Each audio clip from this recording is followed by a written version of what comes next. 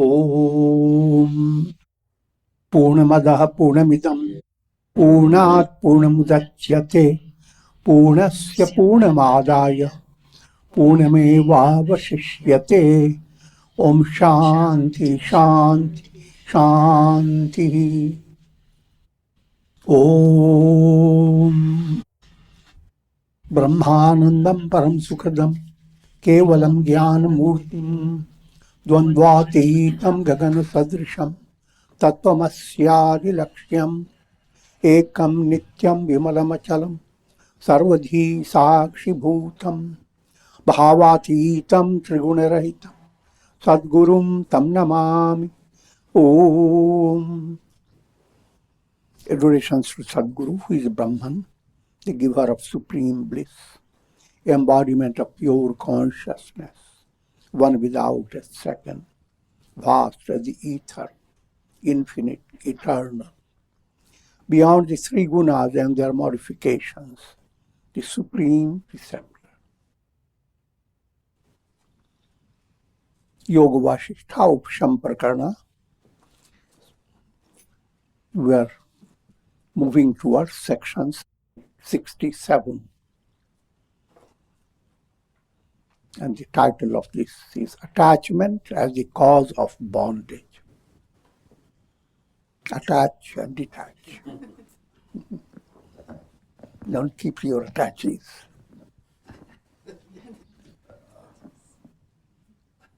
I'm joking. We concluded on the story of Bhasa and Vilasa, the story that was related by sage Vasishtha to Sri Rama. In that story, all the needed spiritual insights were presented between two friends, Bhasa and Vilasa, and both ultimately, with having attained enlightenment, they left their bodies and they are called disembodied. They became Vijaya Muktas.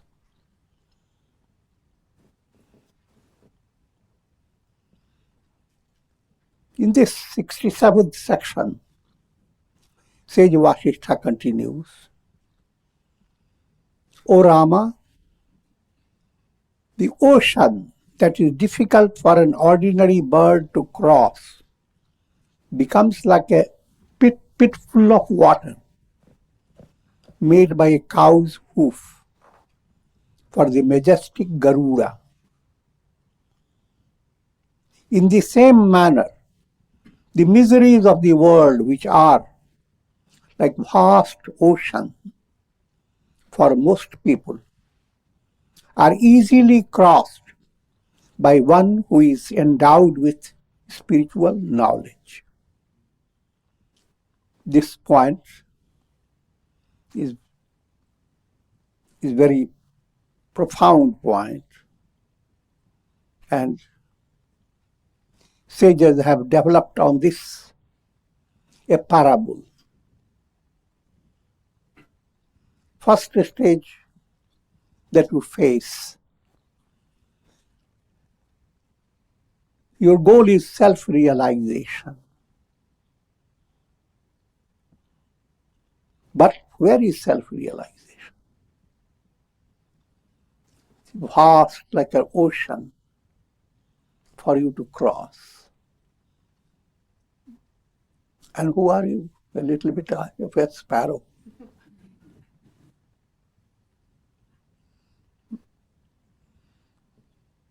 And you have the project of emptying the ocean with the help of your beak.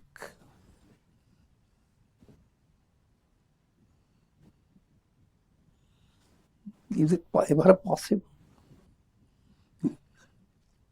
Now the parable makes it easier to follow. A sparrow, a mother sparrow, loses her egg because of the nasty treatment done by the ocean.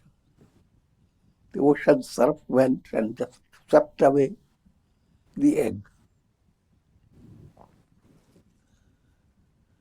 Now the sparrow became exceedingly angry with the ocean and made a vow, I will empty the ocean.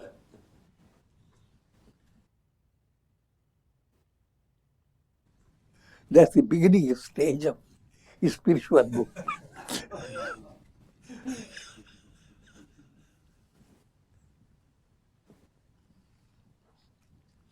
She picked up a straw, hopped to the ocean, pushed the straw into the ocean, hopped back and shook it.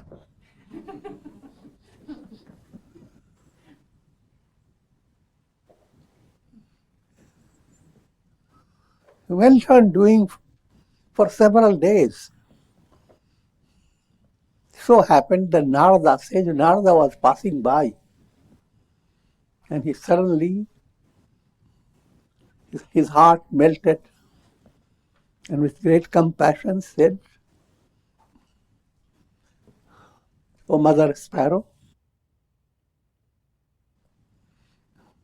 listen, I will give you a good advice.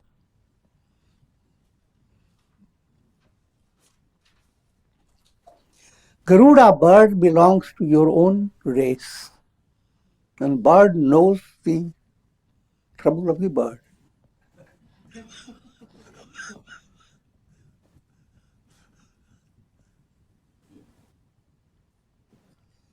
So,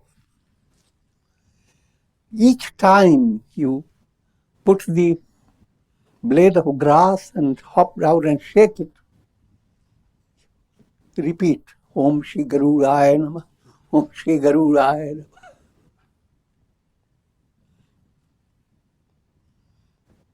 Invoke Garuda. And when Garuda's grace comes to you, this whole ocean will be nothing.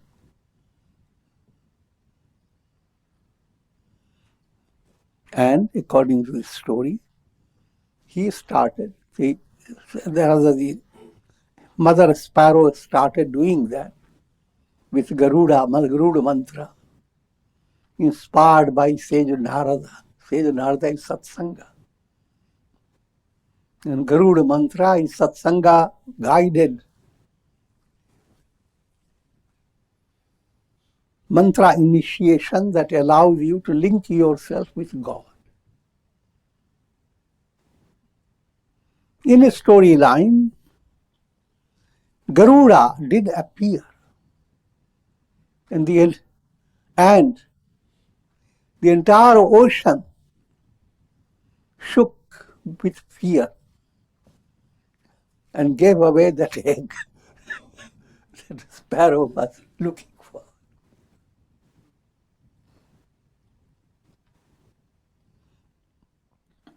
And that was not enough.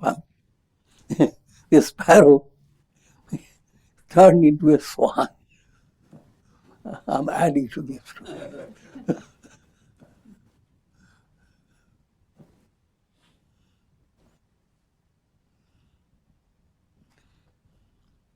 So that's what's applied to in every aspirant's life. First stage, understand. The project before you for attaining enlightenment is like that big project.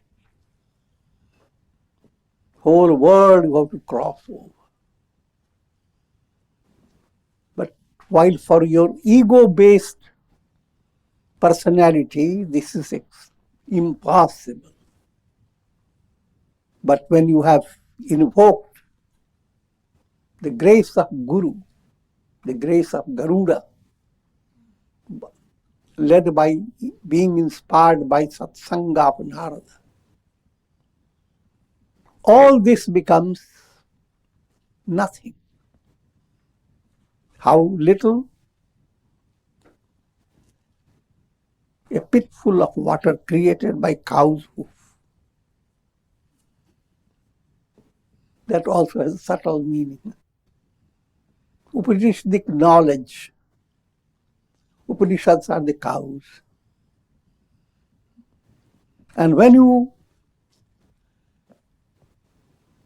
become nourished by Upanishadic knowledge, the ocean of illusion, the ocean of the world process that brings all the misery. All this ocean is resolved by footprint of Upanishadic cow.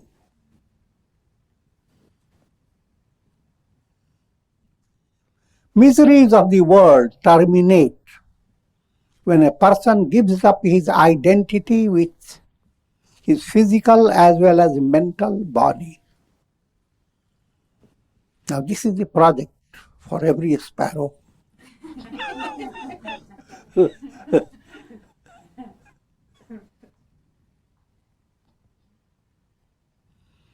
To give up identity of physical, mental body implies also all the three bodies and 5 sheaths.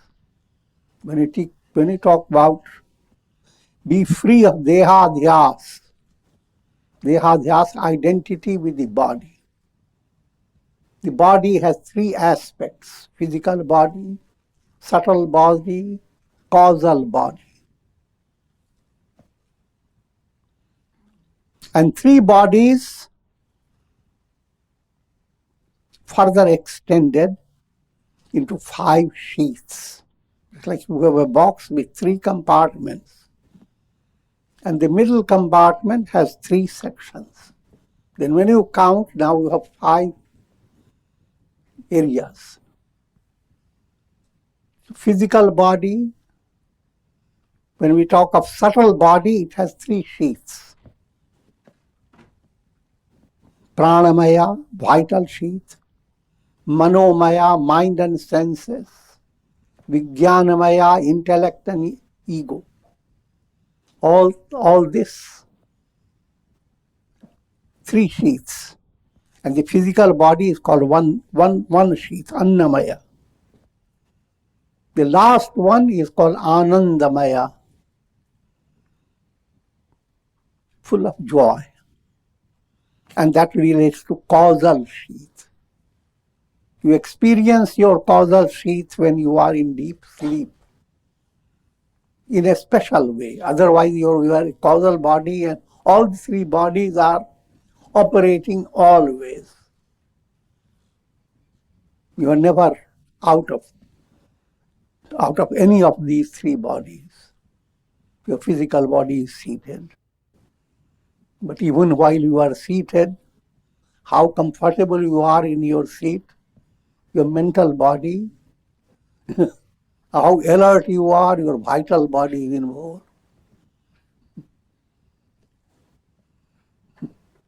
And your understanding process, your Vijnanamaya kosha.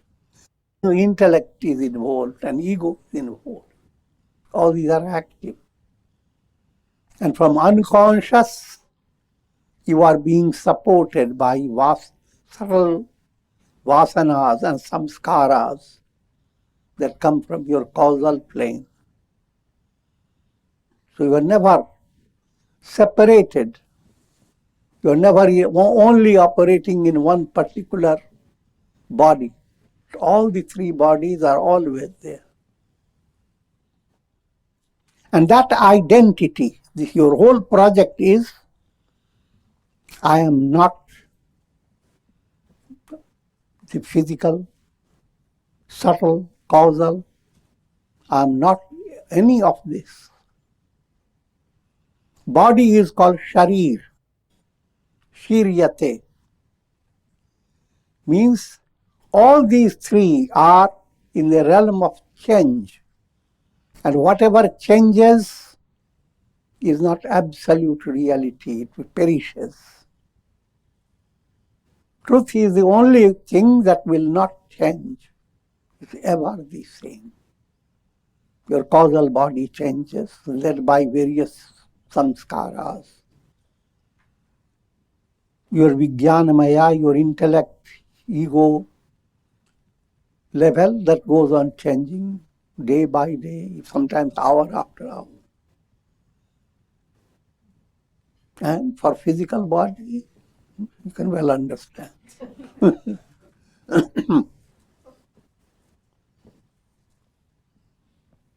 Another word is used for your body is called deha.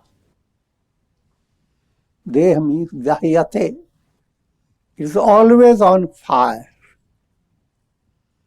Your physical body has to have always some temperature. It's normal. And it's always going through metabolic process. Many of your cells get burnt up completely, speaking allegorically. And many new things arise. And likewise,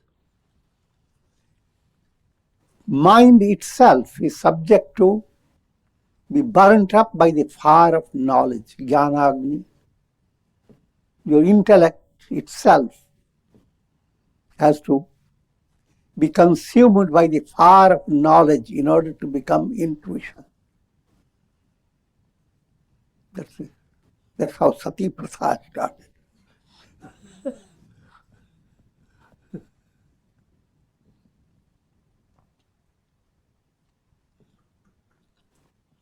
And your causal body is the highlight of your causal body is the veil of ignorance. And that ignorance is like a darkness. The spiritual revelation is like the sun, like a fire. The fire that burns the veil of darkness, ignorance. All this is implied when we say give up identity with the body. But you begin with your physical body, a simple understanding that your physical body is not going to be with you all the time. It's mortal. And therefore dehalo.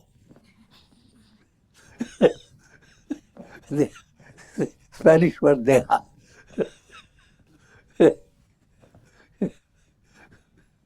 Leave it. Don't be identified with it.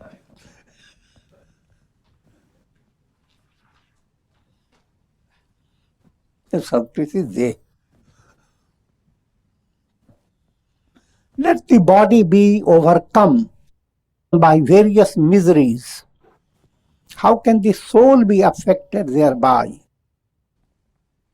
Normally, since if one has not been introduced to spirituality,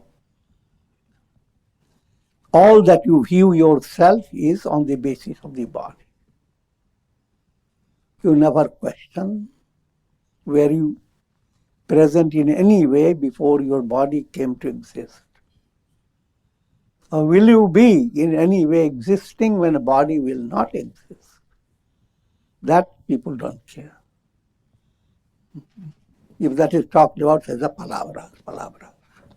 Just words. Your practical reality, you have the body.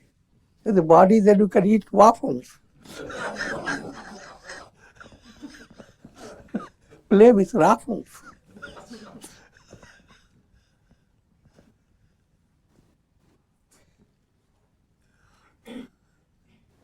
But from that level, come to a deeper level.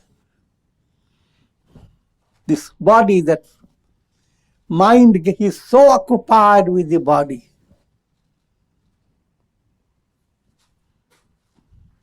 The project is that even though the mind is addicted to holding on the idea of the body, in spite of that addiction, when you have intuitional development, a deeper understanding, you see your mind like a naughty child, entertaining illusions. But from the child's point of view, from mind's point of view, your body changes, and mind expresses its reaction.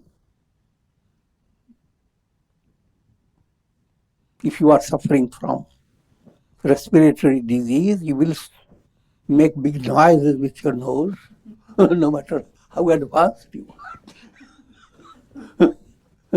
But no matter how much you sneeze, your inner knowledge is not affected.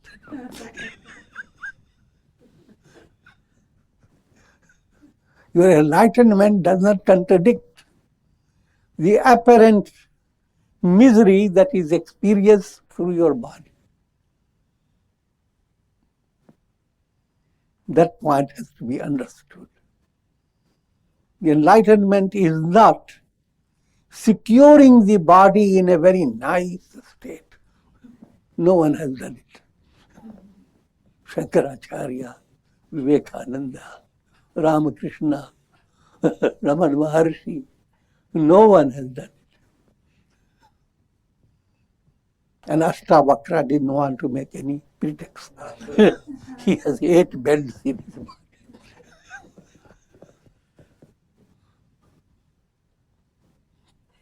So no matter how your body is, and from body point of view, people will see terrible situations. And your own personality in the worldly level will not hide the negativity of the body, because there's no need to hide it. So let the body be overcome by various miseries, which you have no choice, no matter. But this does not mean that you open the door and put an invitation, oh miseries. Since I'm not the body, come.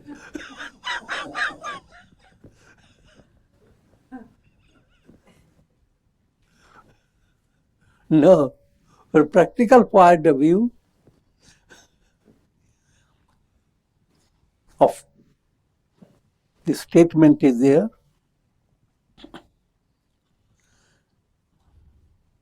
Dharmartha kama mokshanam arogya moolam uttamam.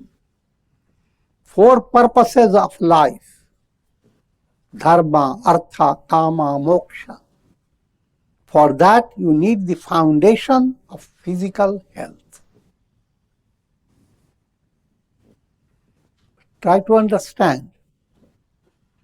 If you maintain your body in a healthy state, but health again not in an immature way, if you are practicing yoga, adopting sattvic diet and holding a positive view of life, many things are needed to promote good health.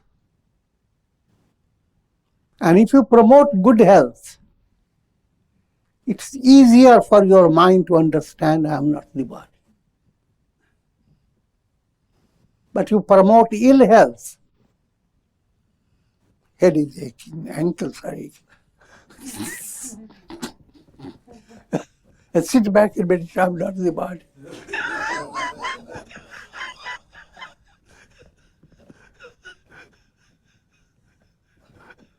That will be simply an empty affirmation.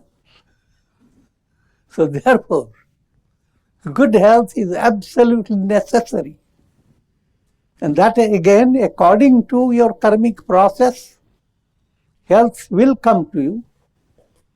But in order to do that, your purushartha, your self-effort to maintain your body healthy, that should not be relaxed. Your self-effort must be maintained. Never leave even little stone unturned. Do all that is needed.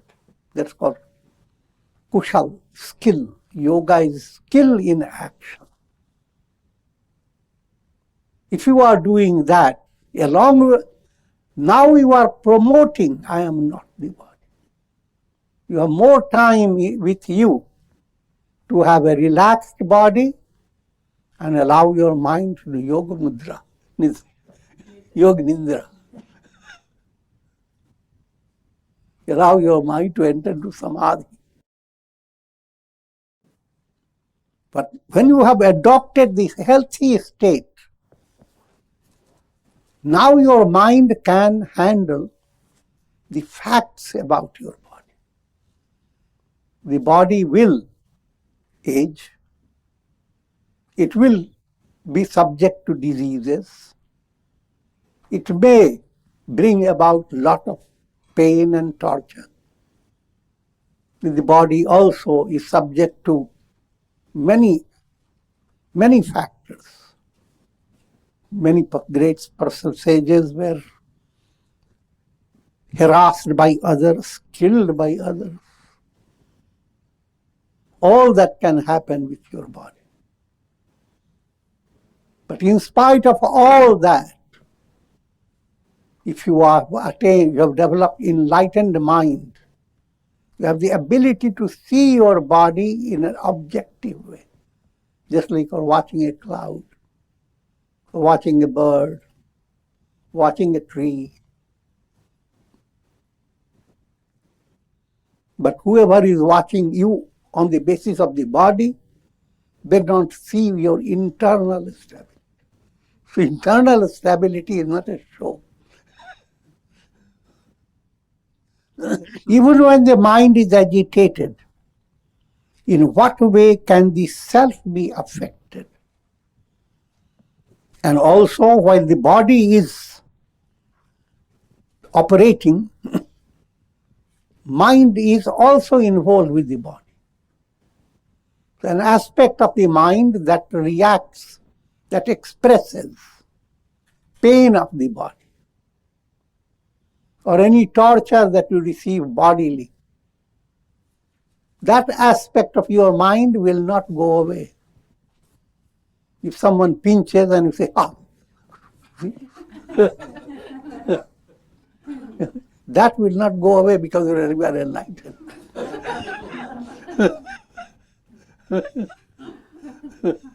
All this one has to understand in a mature way. Otherwise, people have a strange idea of enlightenment. And even though it happens that way, don't be deluded.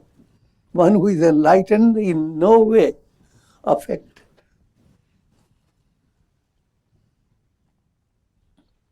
The self abides in the chariot of the body. When the latter is destroyed, the soul is not affected.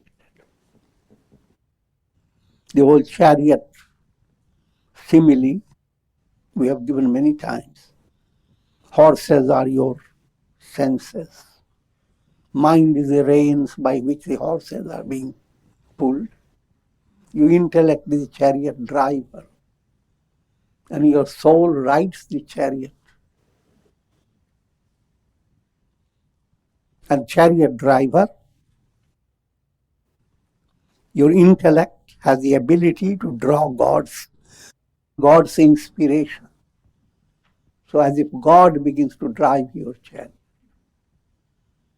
Soul, that is a ray of God, the entire chariot cannot destroy that soul. Its purpose is only to lead the soul to spiritual evolution and to liberation. Chariot after chariot will be given to you. Even when the mind is agitated, in what way can the self be affected? How can a whirlpool affect the vast ocean? Your mental pain and sorrow spoils your day. But doesn't it spoil your soul's golden future? Clouds spoil the rising sun, but they don't affect the sun. So that's the role of your mental agitation, mental sorrow. So no matter how sorrowful you are, have internal positivity. All the sorrow will not affect you. You survive your sorrows. Tell me, in what manner is a swan related to the lake in which he sports? The whole world is. For ordinary soul, the world is a big challenge. But for enlightened soul, the world is a lake, and the enlightened soul is a swan using the lake for a sport. The same world becomes Leela for enlightened mind. But for unenlightened, it's a basis for a lot of torture.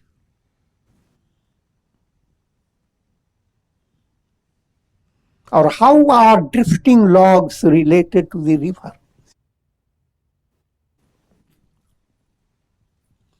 If you are enlightened, you are a swan.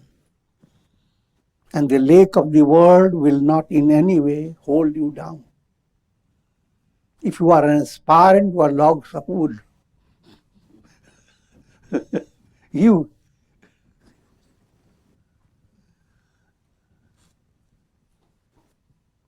And the lake will not hurt the logs of wood.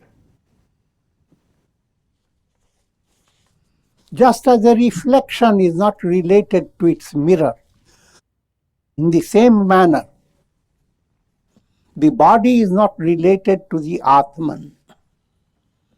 Now coming to a little more profounder illustration. All your experiences are mental projections on the screen, just like all the show that you see in cinema show.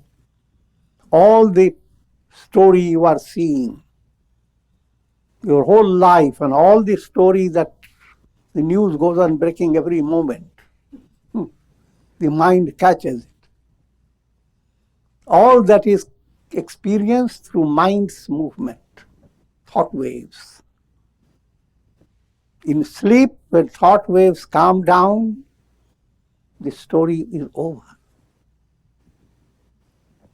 But just a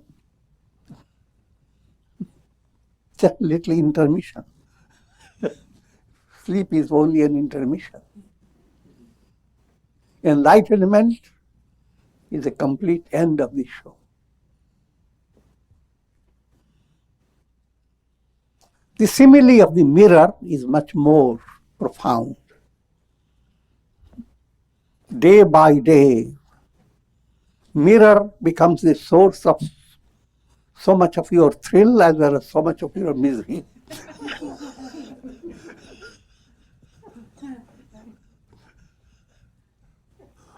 And mirror doesn't know anything about it.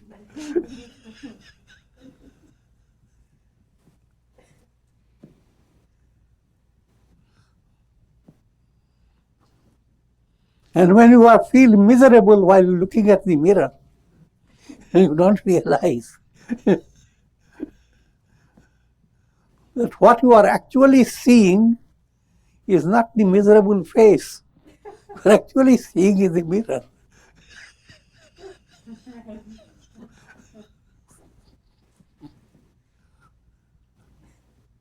Your face is taintless mirror. But you have developed an illusion of looking into your identity in a reflection. What you see in the mirror is your face being reflected in the mirror. And that reflection is your highlight. This is a simile. It doesn't mean that you should stop looking into the mirror.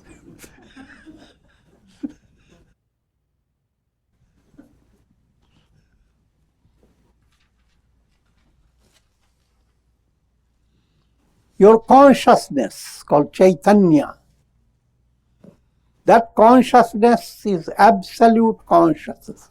Prajnanam Brahma. The absolute reality is nothing but pure consciousness.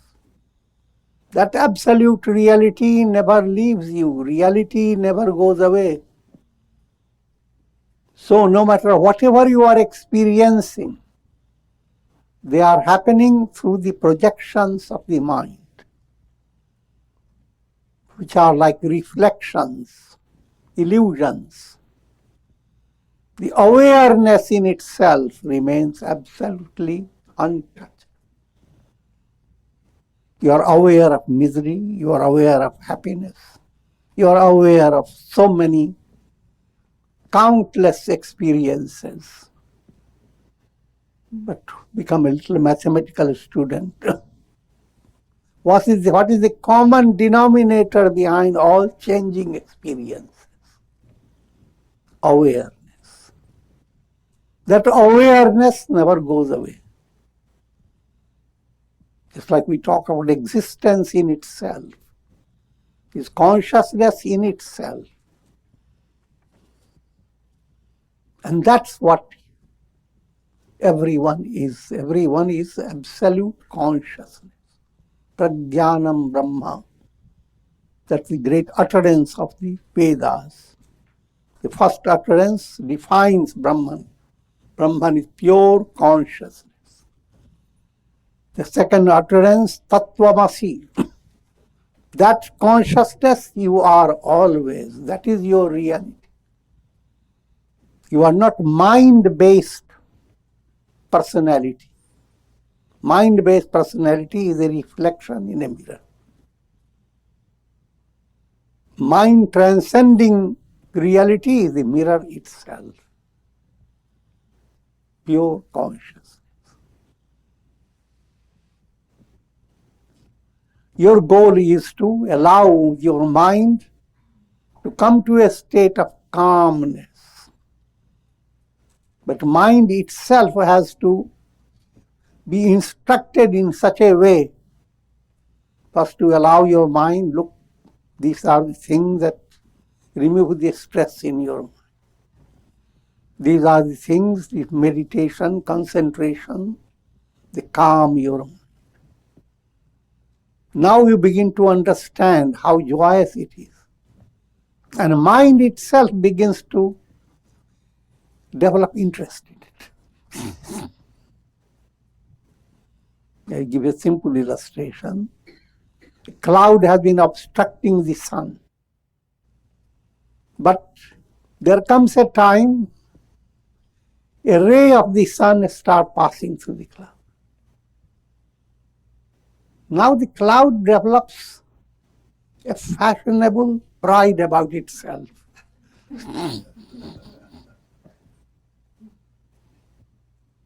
It tells other clouds, look how wonderful I look. Look at my clothes. Look the way I dance.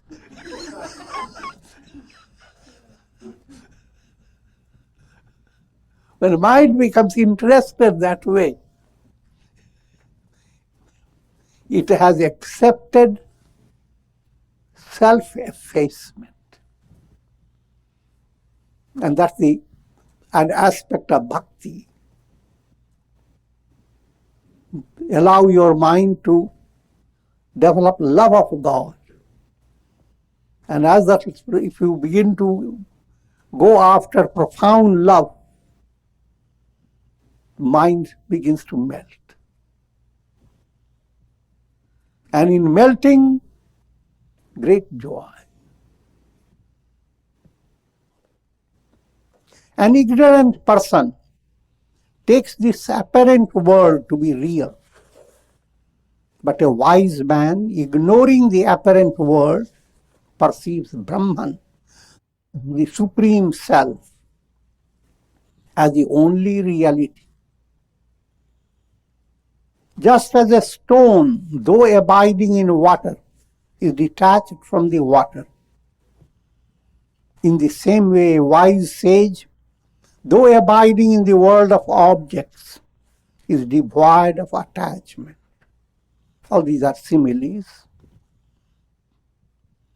Rock can stay in the ocean and remain completely detached.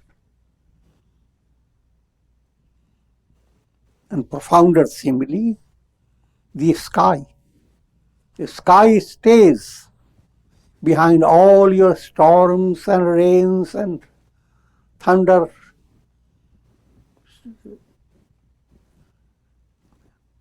And remains absolutely untouched. That a sky-like state is your reality. That's your Chaitanya. Your reality is the reality of Brahman, not your ego's attainment. It's not good news for your ego. Your ego goes into self-effacement. But that I'm joking. Even for your ego, it is a good news. In that self-effacement, ego doesn't know. It allows itself to melt away. A wise sage, though abiding in the world of objects, is devoid of attachment, because it is the mind that creates attachments to objects. The idea you depend upon objects and all variations of attachment, and how that world of attachment brings so much joy to your mind, as well as so much suspense, as well as so much frustration. Where there is attachment, there will be raga, dvesha. There will be mental experience of being separated from things you are attached to. And that's a painful experience. When the mind is inwardly rid of all its attachments, then all external contacts become free of karmic involvements. When a mind has developed that subtle aspiration to let the wisdom move through, the cloud has developed the subtle affirmation. Let the light pass more and more. If that affirmation, that will has become strong, now the cloud is not creating karmas. Cloud is not gathering into different formations and allowing the sun to become refracted in different ways. The cloud's role is not to just bring changes in the rays of the sun. Figure that out, this allegorical way. The mind that is not enjoying the light of God coming through it, that mind goes after karmas. And karmas are like refracted sun. Instead of going after the sun, you are going after illuminations. Someone sends you a rainbow, how wonderful it is in Alaska. You take a big trip to see the rainbow. In spite of coronavirus.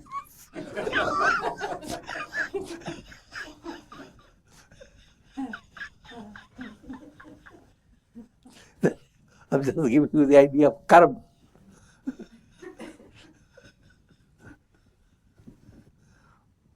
But when you have profounder understanding that all this you are going after is sourced by the sun, sourced by God. You don't have to go run around. Turn to God. Allow the mind that looks for God melt away.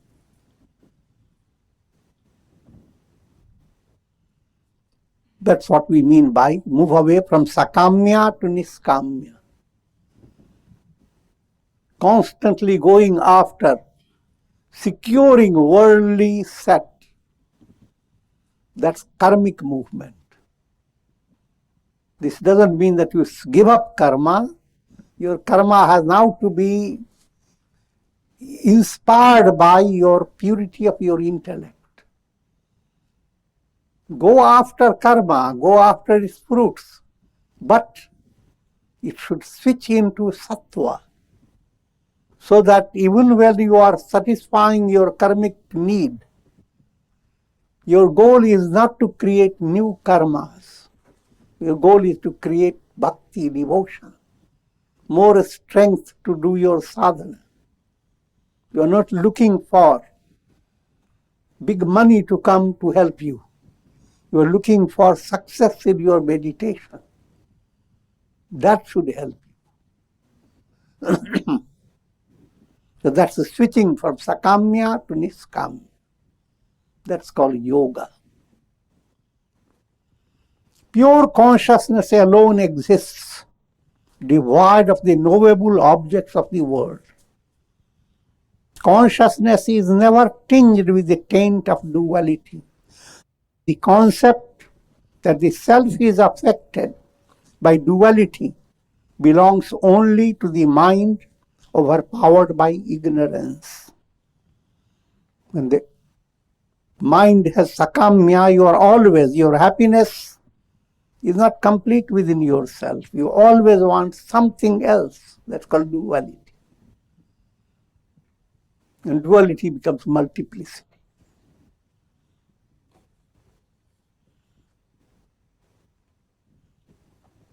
Though experiencing pleasure and pain in relation to dream objects in a dream, simple illustration, think of your dream. You are so nicely sleeping on your couch. Your near dear ones look, oh, that person is enjoying his sleep, very rest. But the person who is sleeping has a different experience. You've gone into a dream, and sometimes dream can be very terrible.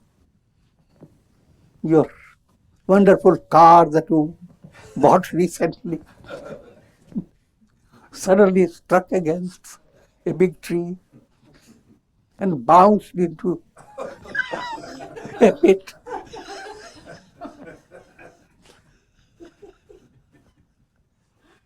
And all the torture.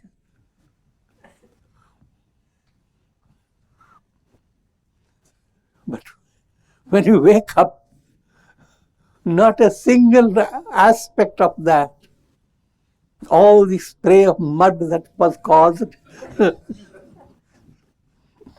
all the bleeding you suffered, nothing is on your bed. Not a taint. So that's the relation between who am I and the world that you are grabbing through your unenlightened mind.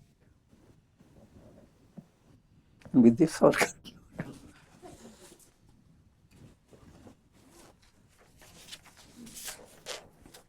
Om Trayambakam Yajamahe Sugandhim Pushtivardhanam Urvarukma Bandhanan Mrityor Mukhyamamritat.